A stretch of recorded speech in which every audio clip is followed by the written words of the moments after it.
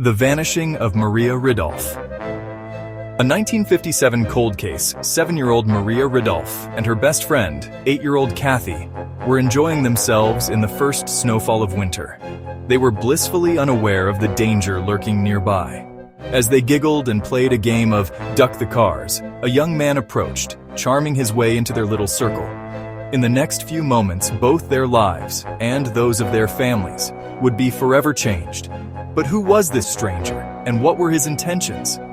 She took a piggyback ride from him, got on his back.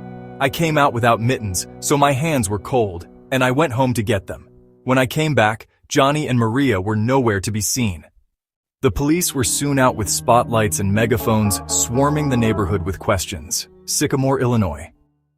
Sycamore, Illinois has been home to the annual Pumpkin Festival since 1962, after resident Wally Thoreau began displaying pumpkins on his front lawn. Named after the sycamore tree, the city is considered a good place to live and raise a family thanks to its affordability, greenery, and wide-open spaces. Like any city, Sycamore has its share of crime, but in recent decades, crime rates have declined significantly. However, the Sycamore of 1957 was very different. Back then, the most serious offenses were obscene graffiti drawn on sidewalks, until a crime shook not just Sycamore, but the entire nation. This is the story of the disappearance and murder of Maria Ridulph. Maria's early life. Maria Elizabeth Ridulph was born on March 2, 1950, to Michael and Frances Ridulph. She was the youngest of 4 children with 2 older sisters, Kay and Pat, and an older brother named Chuck. Her father worked at a factory while her mother was a homemaker. Being the youngest, Maria was doted on by her family. Her easy smile, brown eyes, and tinkling laughter made her naturally magnetic to others. But she was also a nervous child, described by her mother as high-strung and prone to hysterics if she found herself in trouble. Maria was diligent and attended Sunday school every week. In 1957, she was a 2nd grader at West Elementary School in Sycamore. Teachers described her as bright, well-behaved, and cheerful, with big, expressive brown eyes and a loud, joyful laugh. Her best friend was her neighbor, 8-year-old Kathy Sigmund. The two were inseparable, walking to and from school together, visiting each other's homes, and sharing in the excitement of the season's first snowfall. December 3, 1957. That afternoon, Maria and Kathy spent time at Maria's house, making paper snowflakes. Around 5 p.m., Kathy left for dinner with her family, while Maria sat down to eat with hers. She wasn't very hungry, and after picking at her food, she begged her parents to let her play outside. The neighborhood was considered safe. People rarely locked their doors, so her parents agreed. Maria quickly phoned Kathy to join her, and the 2 girls met near a large tree on the corner of Center Cross Street and Archie Place. They played duck the cars, hiding whenever headlights approached. It was then that a young man caught their attention. He introduced himself as Johnny, claiming to be 24 years old and unmarried. He asked if they liked dolls and piggyback rides.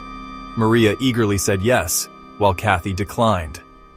Maria ran home to fetch a doll, then returned for her turn on Johnny's back. Feeling cold, Kathy went home to get her mittens, urging Maria to come with her. But Maria insisted on staying. When Kathy returned, both Maria and Johnny had vanished. The search begins. Kathy first tried calling for Maria but got no response. Unsure what to do, she went to the Ridulph home and told Maria's parents what had happened. Chuck, Maria's brother, and his friend Randy immediately searched the neighborhood, but there was no sign of her. At first, Maria's father, Michael, hesitated to call the police. Just a year earlier, Maria had wandered off absent-mindedly and been found hours later playing in a cemetery. He feared creating another panic. But Frances, Maria's mother, wasn't willing to take chances. She drove to the police station herself. Then, Chuck discovered Maria's doll lying near a neighbor's garage. A chilling clue. He knew Maria would never abandon it. Within the hour, a massive search was underway. Police officers, armed civilians, and hundreds of volunteers combed the town. Women brought sandwiches and coffee to sustain the searchers. They searched homes, alleys, and parks, but Maria and Johnny were nowhere to be found. The eyewitness. Kathy gave police a detailed description of Johnny.